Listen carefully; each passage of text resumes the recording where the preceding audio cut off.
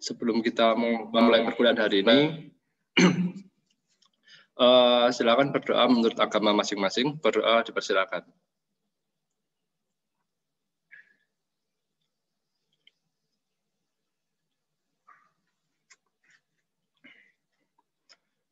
Oke, selesai. Berikutnya yang kedua, jangan lupa ya untuk absensi. Jadi saya ingatkan lagi, absensi itu 30 menit sebelum perkuliahan, jadi jam 7 sampai jam 8. 30 menit sebelum perkuliahan dan 30 menit setelah perkuliahan dimulai. Jadi jam 7 sampai jam 8 ya kalau nggak salah di LMS. Oke, saya mulai untuk hari ini. Minggu lalu Anda dengan siapa, Rek, kuliahnya?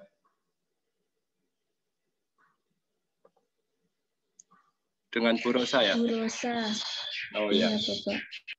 Oke.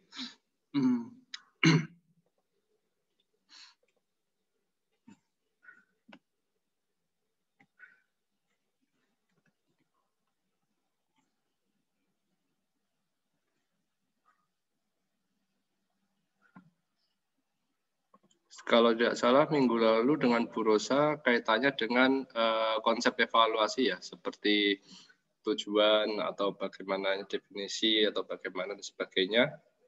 Jadi mungkin ada beberapa poin yang akan saya ulang. Jadi karena topik hari ini adalah kerangka pikir evaluasi, bagaimana framework-nya dalam melakukan evaluasi itu seperti apa.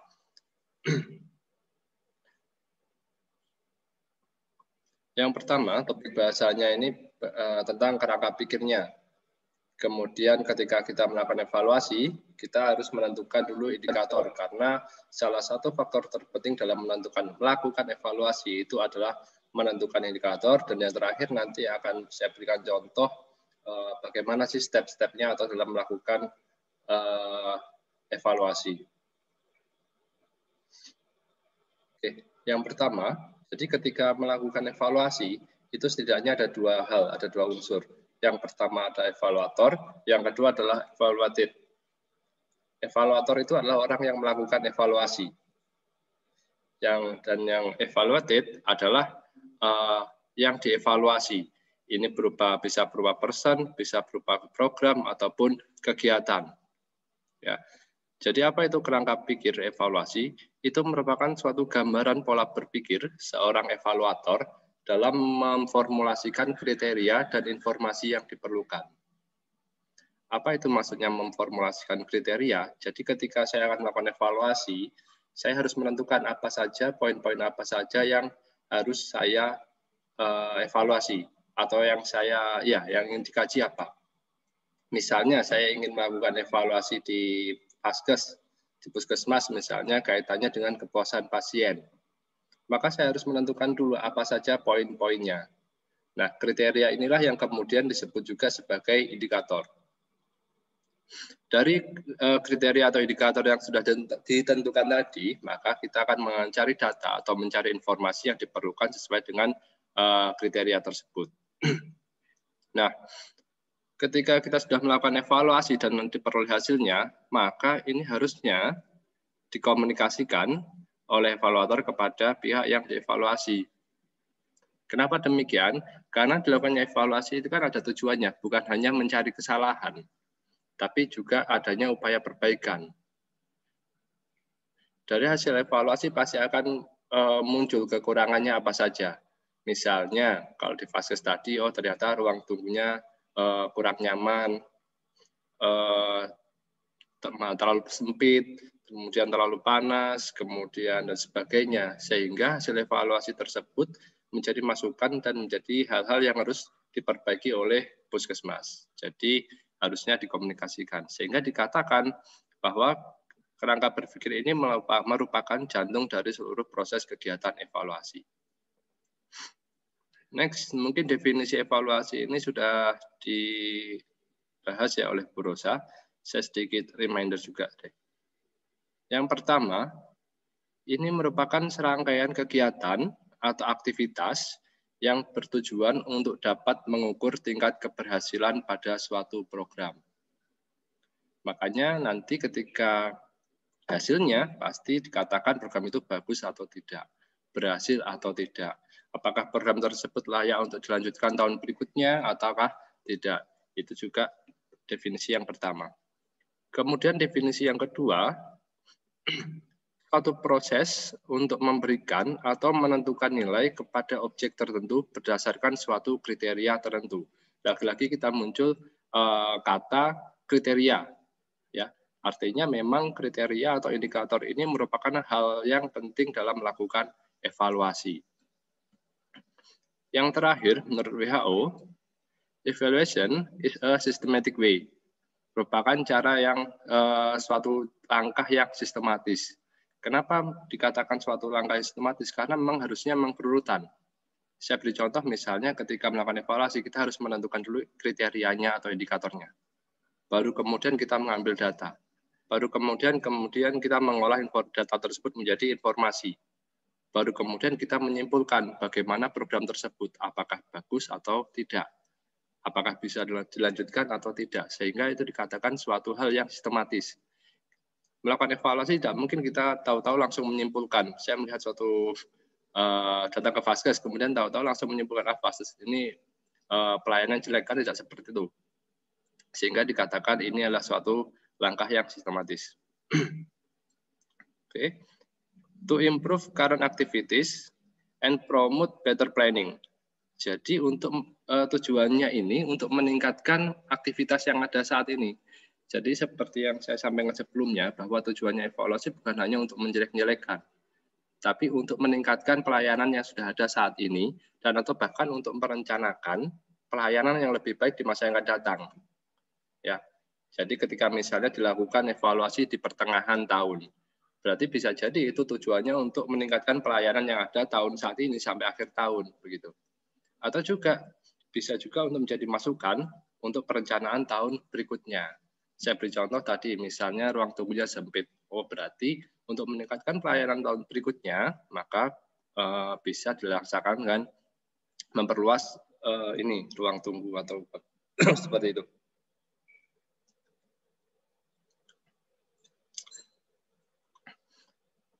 Berikutnya, this involves critical analysis. Jadi ini merupakan suatu critical analysis, analisis kritis. Ya, jadi memang evaluasi itu mengkritik, tapi ada dasarnya, bukan hanya sekedar kritik, sehingga dikatakan di sini ada analisisnya. Of different aspect of development and implementation. Jadi dari beberapa aspek, baik itu pengembangan program ataupun program yang sedang diimplementasikan atau program-program yang sedang diterapkan.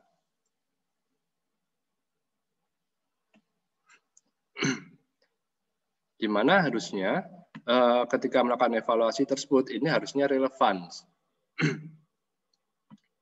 Kemudian, maksudnya bisa menilai dari aspek relevansinya dengan tujuannya. Jadi membuat program dan tujuan itu harus sesuai, atau tujuan program itu harus sesuai dengan masalah yang ada.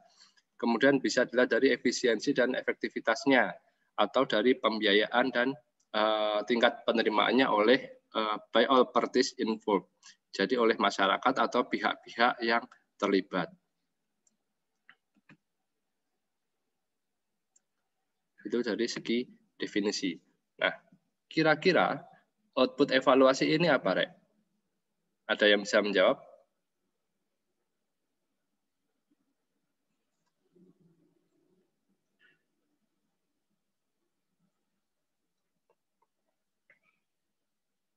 Kalau kalian melakukan evaluasi, hasilnya kira-kira apa? Masalah, Pak. Masalah. Ada yang lain? Talita? Hasil penilaian. Hasil penilaian. Lanjutnya. Hasil yang membandingkan antara indikator dengan hasil yang masalah yang dievaluasi. Oke.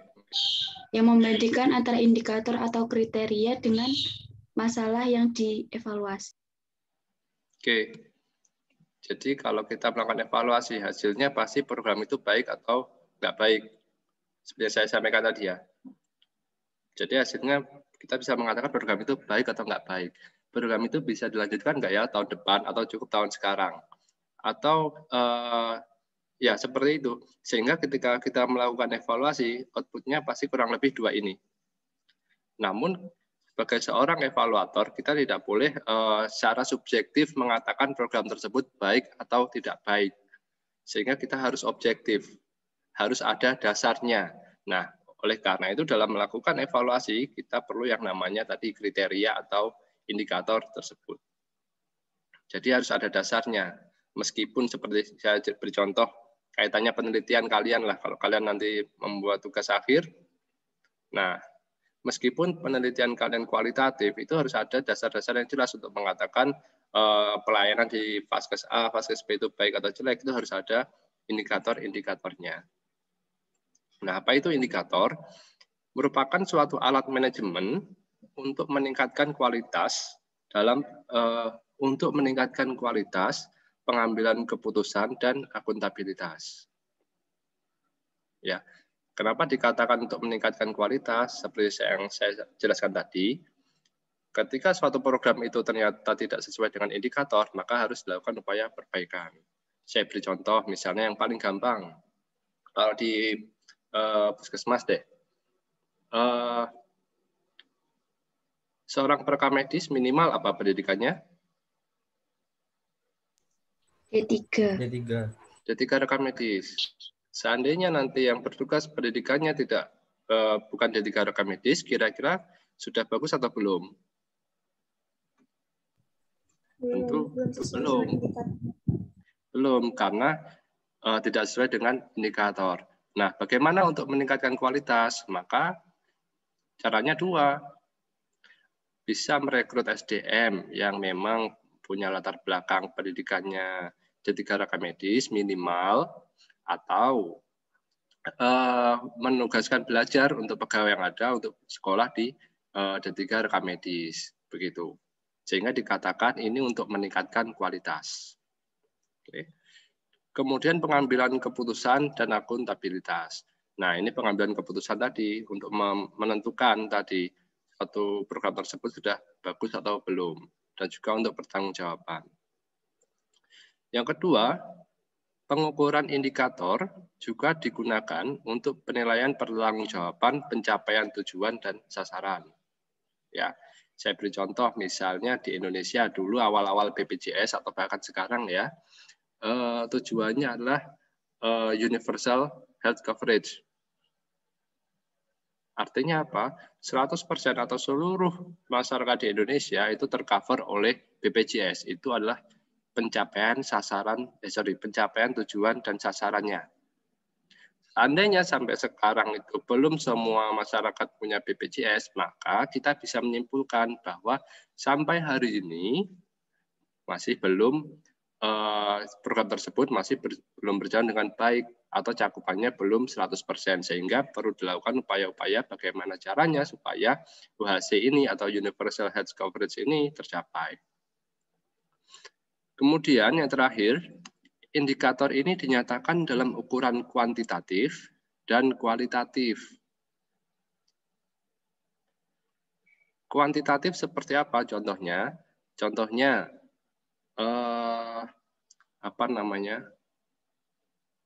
berapa persen kelengkapan pengisian berkas itu standarnya? 100%. Nah, itu ukuran kuantitatif. Artinya apa? Ketika tidak 100%, maka perlu 100% dan dilakukan upaya-upaya perbaikan. Kemudian contoh yang kualitatif apa? Ya yang saya berikan contoh tadi. Misalnya kaitannya dengan pendidikan tugasnya. Itu berupa kualitatif. Ya, dari sini bisa dipahami ya. Jadi untuk indikator ada kuantitatif dan kualitatif. Meskipun kalau saya pribadi, kalau bisa, seandainya nanti kalian sebagai pengelola program akan lebih baik kalau ukurannya adalah kuantitatif. Karena dengan angka absolut itu nanti sudah jelas, lebih jelas gitu untuk menentukan suatu program ini sudah berjalan baik atau belum.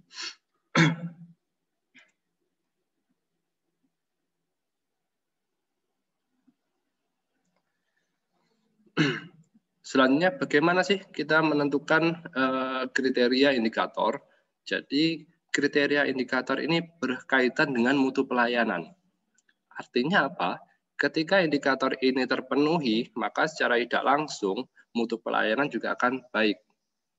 Saya beri contoh tadi kaitannya dengan pendidikan petugas rekam medis. Tentu akan menjadi beda kalau dia punya background rekam medis dan misalnya SMA gitu. Pasti kualitas atau mutu pelayanannya pun juga akan berbeda. Oke.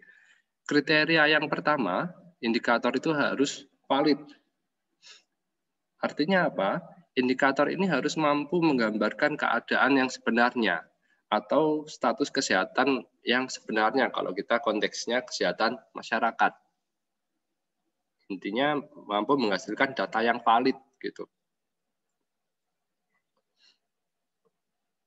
Nanti saya beri contoh ya, karena sekaligus valid, objektif, spesifik, dan sensitif. Nanti saya beri satu contoh yang langsung. Yang kedua, indikator ini harusnya adalah objektif. Artinya menghasilkan variasi kesimpulan yang rendah. Jadi misalnya, saya disuruh menilai kualitas pelayanan di Puskesmas A, dan mungkin Anda juga mengevaluasi Puskesmas A, maka kita memperoleh jawaban yang sama. Memperoleh hasil dan kesimpulan yang sama, itu maksudnya. Jadi kalau indikator itu harus objektif. Saya beri contoh lagi, misalnya yang paling gampang ya tadi ya, pendidikan rekam medis. Misalnya kita sama-sama mau meneliti di Puskesmas A, saya berangkat dulu gitu. Saya mengecek petugasnya pendidikannya sudah rekam medis atau belum. Belum Pak, maka saya akan memberikan kesimpulan bahwa pendidikan petugasnya belum sesuai atau kurang bagus sehingga perlu dilakukan upaya perbaikan. Terus kemudian Anda 1 minggu kemudian berangkat lagi ke Puskesmas tersebut dan kemudian melakukan penelitian dengan cara yang sama, maka kalau diperoleh hasil yang sama, maka indikator tersebut objektif. Yang ketiga, spesifik.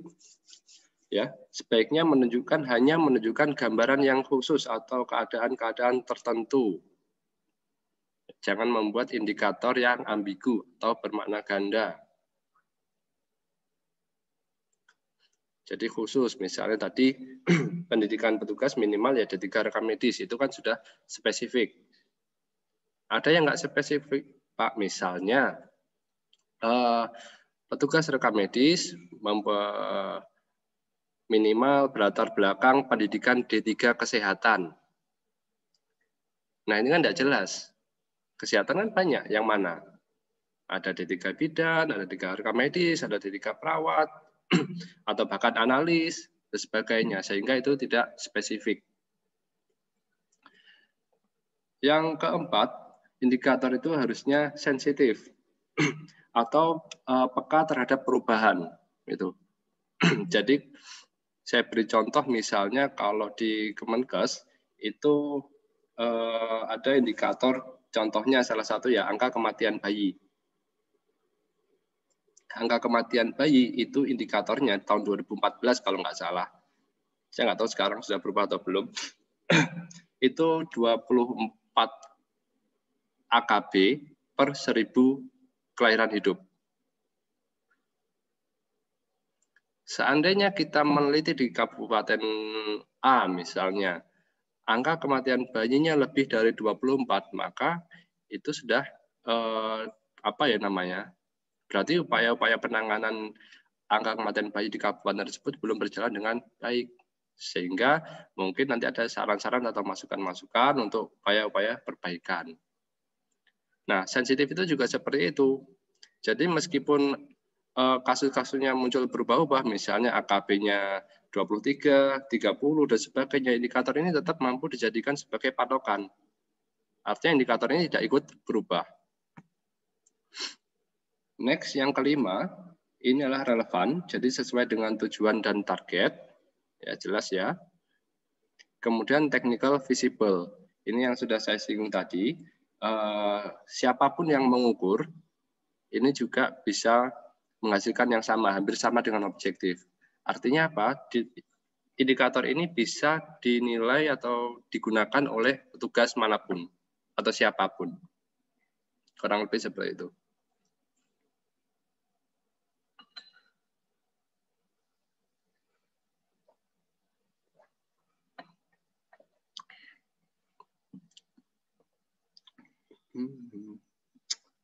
Oke.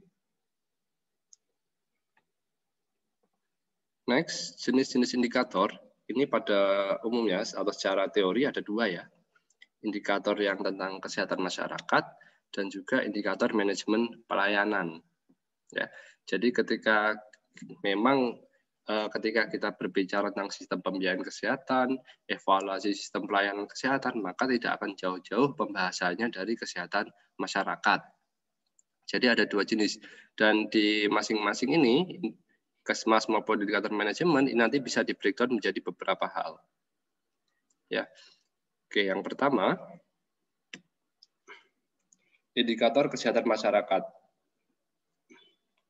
Jadi di indikator Kesmas ini ada tiga jenis. Yang pertama adalah indikator kesejahteraan, yang kedua indikator status kesehatan, yang ketiga adalah indikator gizi dan kesehatan lingkungan. Jadi yang pertama apa itu indikator kesejahteraan? Ini yang sudah kita bahas minggu lalu di materi sistem pembiayaan kesehatan. Contohnya ada cost effective analysis, cost benefit, kemudian cost utility analysis, kemudian indeks mutu hidup juga ada di indikator kesejahteraan. Jadi ada juga yang namanya indeks mutu hidup. Jadi contohnya indeks mutu hidup itu adalah misalnya angka melek huruf. Artinya kalau angka melek hurufnya masyarakat tinggi, berarti bisa dikatakan indikator kesejahteraannya sudah bagus. Atau juga angka kematian bayi itu juga indikator kesejahteraan. Kemudian ada 3 kalau nggak salah, angka kematian bayi, kemudian angka melek huruf, kemudian angka harapan hidup. Jadi umur harapan hidup, maksudnya apa umur harapan hidup? Jadi orang itu umurnya sampai berapa tahun sih sampai meninggal? Nah, di Indonesia itu untuk UHH atau AHH, angka harapan hidupnya itu adalah 72 tahun, kalau saya tidak salah ingat. Kemudian yang kedua adalah indikator status kesehatan. Jadi kalau di Indonesia itu kalau nggak salah ada 24 indikator kesehatan masyarakat, nanti Anda bisa browsing juga, ini juga kaitannya dengan gizi buruk, gizi kurang, terus kemudian kaitannya dengan PHBS dan sebagainya. Ini sangat Kesmas sekali. Dan juga indikator gizi dan kesehatan lingkungan. Jadi misalnya indikator gizi itu ya berapa banyak sebentar. Nah, kalau indikator gizi itu misalnya ibu hamil yang KEA, kekurangan energi kronik itu yang mendapatkan makanan tambahan itu berapa banyak. Kemudian ibu hamil mendapatkan TTD, tablet tambah darah dan sebagainya. Ini Kesmas sekali. Kalau Anda minat, silakan Anda baca-baca sih. Jadi untuk ini saya skip dulu. Nanti saya ke indikator manajemen. Kalau indikator manajemen pasti tidak akan jauh-jauh dari input, proses, output, dan outcome atau impact. Apa itu indikator input? Tentu itu adalah masukan. Ya, input itu tidak jauh-jauh dari man, money, material, method, dan mesin. Di pelayanan kesehatan, kalau kita berbicara konteksnya pelayanan kesehatan ya, itu bisa berkaitan dengan SDM-nya. SDM itu bisa kita breakdown lagi. Bisa dari aspek kualitas, bisa juga dari aspek kuantitasnya. SDM-nya banyak, tapi pendidikannya tidak sesuai. Atau SDM-nya pendidikannya sesuai kebutuhan, tapi jumlahnya terbatas. Ini kan juga menjadi masalah. Kemudian akses, ini kaitannya dengan masyarakat ya. Ada akses karena kaitannya dengan geografis, mungkin dari tempat tinggalnya jauh dari vaskes, kemudian sosial, budayanya, ekonominya bagaimana. Jangan-jangan secara geografis dia mampu untuk mencapai ke Vaskes. Tapi secara ekonomi jangan-jangan masyarakat ini tidak mampu.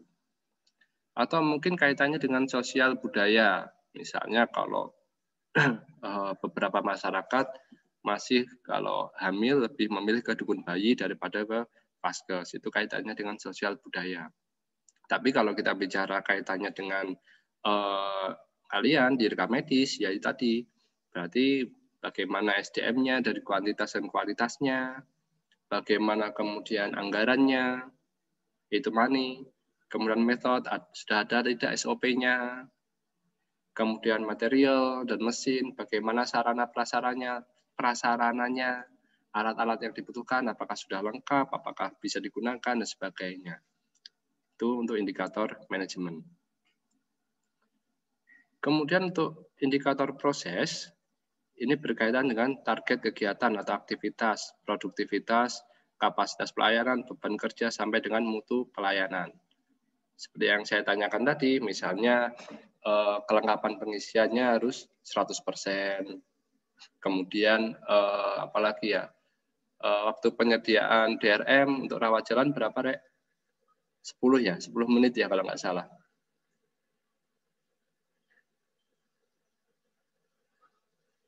Bener nggak? 10 apa 15? Iya Pak, 10 menit. Kalau Tambah yang lagi nih Pak. ya yang 15. Iya Pak. Nah, itu masuk ke indikator proses. Kemudian yang ketiga ada indikator output. Juga dari efisiensi, efikasi maupun efektivitas.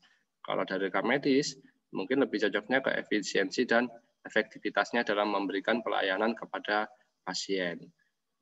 Kemudian impact-nya atau dampaknya tentu ke kepuasan pasien dan loyalitas. Ya, kepuasan pasien kalau proses pelayanannya dan output-nya bagus, pasti kepuasan pasien juga akan bagus. Kemudian loyalitas ini definisikan kalau pasien itu sakit maka akan kembali lagi ke Vaskes tersebut. Nah ini sedikit ada pengecualian ya. Kalau misalnya di BPJS, di Puskesmas, kalau misalnya pasien BPJS ya suka nggak suka ya kembali lagi ke Vaskes di mana dia mendaftar itu sebagai pesertanya. Nah ini untuk indikator manajemen. Nah ini bagaimana cara melakukan evaluasi. Jadi ketika suatu program pasti ada perencanaan, pelaksanaan, dan hasil. Nah ketika perencanaan inilah ditentukan indikator. Indikator ini di beberapa peraturan itu disebut sebagai SPM, standar pelayanan minimal atau minimum gitu. Nah, ketika hasil ini dilakukan evaluasi, tinggal kita membandingkan indikator dengan hasil evaluasinya, maka kita bisa memberikan kesimpulan. Dari kesimpulan ini nanti kita tinggal bisa memberikan saran. Saya beri contoh tadi ya, misalnya di perencanaan ditentukan bahwa pendidikan minimalnya adalah D3 rekam medis. Ternyata hasil evaluasinya, petugasnya ada yang masih SMA atau S1 bidang yang lain. Sehingga kita bisa memberikan kesimpulan dan juga saran. Jadi harapannya evaluasi ini tidak hanya sebatas memberikan kesimpulan sudah baik atau jelek, tapi juga ada saran yang operasional. Seperti ketika kalian membuat TA nanti, di bab terakhir kan ada penutup. Nah, penutupnya itu kan bukan hanya kesimpulan, tapi juga ada sarannya. Nah, kurang lebih seperti itu. Silakan kalau ada yang ditanyakan. Pak, saya izin bertanya. Iya. Gini Pak, saya masih cukup ragu tentang beberapa hal terkait indikator. Misalnya gini, terdapat kriteria akurat di unit rekam medis. Nah, dikatakan akurat itu jika kegiatan itu dilakukan oleh pihak yang terkait. Misalnya seperti proses pendaftaran. Proses pendaftaran ini dilakukan oleh petugas pendaftaran dalam menginputkan data pasiennya. Nah, apakah dalam menginputkan data pasien itu kan dilakukan oleh petugas pendaftaran? Apakah petugas pendaftaran itu dapat dikatakan sebagai indikator, Pak? petugas pendaftarannya dikatakan sebagai indikator. Saya coba diulang. Kan soalnya kan Saya coba diulang. Gini Pak, kan terdapat kriteria akurat. Nah, dikatakan akurat itu karena kegiatannya itu dilakukan oleh pihak yang terkait. Nah, misalnya seperti dalam proses pendaftaran pasien. Nah, dalam proses pendaftaran pasien itu dilakukan oleh petugas pendaftaran kan Pak. Nah, apakah dalam melakukan tugas pendaftaran itu dapat dikatakan sebagai indikator? Bukan sih. Saya bukan. Tapi itu sasaran atau targetnya. Jadi yang menjadi indikator itu hasil kinerjanya. Hasil kinerja petugas pendaftarannya. Kalau mau menggunakan petugas pendaftaran sebagai indikator, ya tadi misalnya kaitannya dengan latar belakang pendidikan. Tapi selain itu lebih ke hasil kinerjanya. Oh, baik Pak, terima kasih Pak. Oke. Silakan kalau ada yang lain.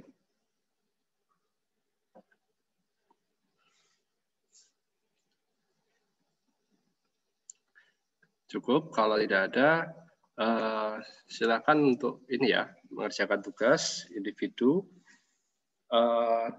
Formatnya seperti ini, nomor absen,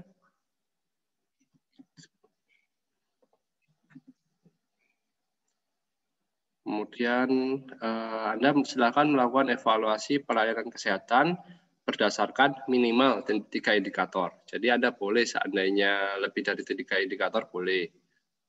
Nah, Anda tentukan sendiri indikatornya. Anda bisa cari dari peraturan yang berlaku ataupun jurnal-jurnal hasil penelitian.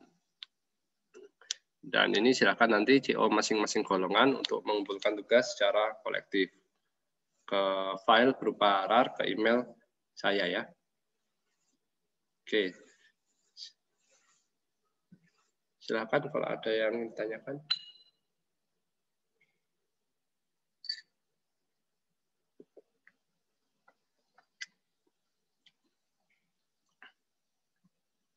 Cukup.